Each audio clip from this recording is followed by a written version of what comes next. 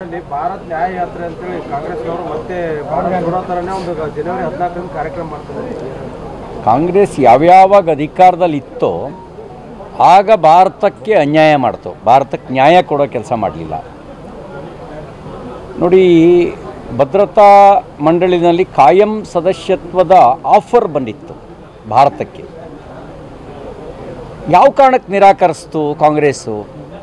ದೇಶದ ಜನರ ಮುಂದೆ ಹೇಳಬೇಕಾದ ಅವಶ್ಯಕತೆ ಇದೆ.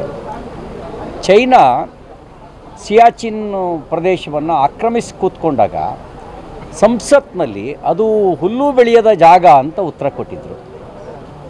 ಅಂದರೆ ದೇಶದ ಬಗ್ಗೆ ಇರುವಂಥ ಭಾವನೆ ಅವರಿಗೆ ಆ ರೀತಿ ಇರ್ತಕ್ಕಂಥದ್ದು. ಭಾರತ ವಿಭಜನೆ ಆಯ್ತಲ್ಲ 1947 ಆಗಸ್ಟ್ 14ನೇ ತಾರೀಕು. ಆ ವಿಭಜನೆಗೆ ಸಹಿ ಹಾಕಿದ ಪಾರ್ಟಿ ಕಾಂಗ್ರೆಸ್ ಪಾರ್ಟಿ.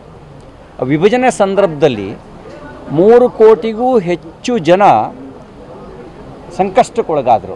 40 ಲಕ್ಷಕ್ಕೂ ಹೆಚ್ಚು ಜನರ ಹತ್ಯೆ ಆಯಿತು ಯಾವುದೇ ಯುದ್ಧದಲ್ಲಿ. ಅದು ಪ್ರಥಮ ಮಹಾಯುದ್ಧ ಇರ್ಬೋದು, ದ್ವಿತೀಯ ಮಹಾಯುದ್ಧ ಇರ್ಬೋದು, ಯಾವುದೇ ಯುದ್ಧದಲ್ಲಿ ಅಷ್ಟು ಜನ ಸಾಯಲಿಲ್ಲ. ಇದು ಭಾರತಕ್ಕೆ ಮಾಡಿದ ಅನ್ಯಾಯ ಅಲ್ವಾ? ಆ ನಿರ್ಣಯ ತೆಗೆದುಕೊಳ್ಳದೇ ಇದ್ದಿದ್ದರೆ ಸಾವನ್ನು ತಪ್ಪಿಸ್ಬೋದಿತ್ತು, ನಿರಾಶ್ರಿತರಾಗೋದನ್ನು ತಪ್ಪಿಸ್ಬೋದಿತ್ತು.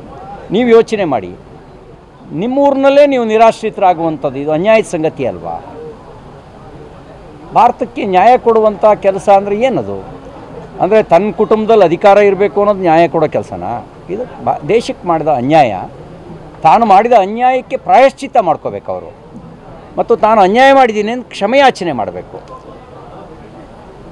ಇವತ್ತು ಒಂದು ಭಾಷೆಯನ್ನು ಇನ್ನೊಂದು ಭಾಷೆ ವಿರುದ್ಧ ನಿಲ್ಲಿಸೋ ಕೆಲಸ, ಪ್ರಾದೇಶಿಕತೆಯನ್ನು ಎತ್ಕಟ್ಟುವ ಕೆಲಸ, ಉತ್ತರದ ವಿರುದ್ಧ ದಕ್ಷಿಣವನ್ನು ಎತ್ಕಟ್ಟೋ ಕೆಲಸ, ಇದು ಕಾಂಗ್ರೆಸ್ ಮಾಡ್ತಿರೋ ರಾಜನೀತಿ.